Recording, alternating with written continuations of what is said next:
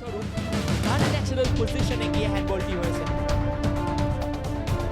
হাতে লেগে যখন বলটি মাথায় এসেছিল সম্রাট দুবের, তাই তিনি দেখে শুনে এক জোরালো পেনাল্টিতে করেননি। মনোতোষ মাঝির মন মাতানো পেনাল্টিতে আগোয়ান ইস্ট বেঙ্গল। আজকের খেলার হাইলাইটস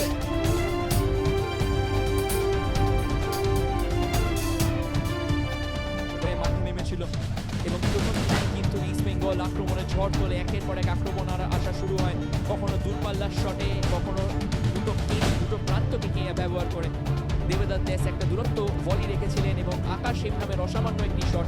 রঞ্জন সোরেন যেভাবে একের পর এক শট বাঁচিয়ে গেছেন তা সত্যি অনবদ্য এবং কালীঘাটের রক্ষণও কিন্তু তাকে যথাযথ সঙ্গ দিয়েছে। আরেকটা ভালো সুযোগ চলে এসেছিল আকাশ হেম, কিন্তু হেডটা ঠিক জায়গায় রাখতে পারেনি। প্রথমার্ধে গোল শূন্য হয় শেষ হয়।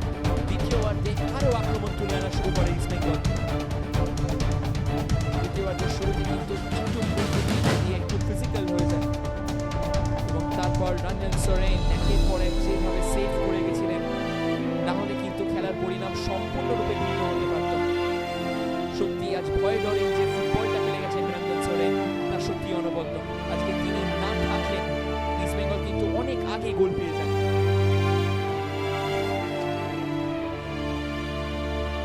ডান দিক বাঁ দিক কেন্দ্র দুটো প্রান্ত থেকে একের পর এক যে আক্রমণ তুলে আনতে সক্ষম হয়েছিল লাল হলুদ বাহিনী, তা কিন্তু সত্যি অনবদ্য। এবং তারপর আসে সেই মাইন্ডরক্ষণ, যেই মাইন্ডরক্ষণ থেকে পেনাল্টি পেয়ে যায় ইস্ট বেঙ্গল এবং মনোতোষ মাঝি কোনো রকম ভুল ত্রুটি করেননি, দেখে শুনে বলটিকে ডান দিকে জড়িয়ে দেন এবং তারপর বিজয় মুর্মু তার কাছে তিনটি সুবর্ণ সুযোগ চলে আসে।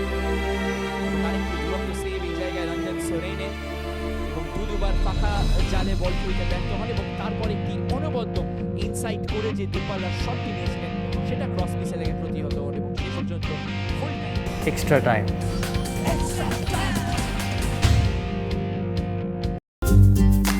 লেটেস্ট নিউজ আর এক্সক্লুসিভ ভিডিওর সঙ্গে আপডেট থাকতে এখনই সাবস্ক্রাইব করুন আমাদের ইউটিউব চ্যানেল। বেল আইকনে ক্লিক করতে ভুলবেন না যেন।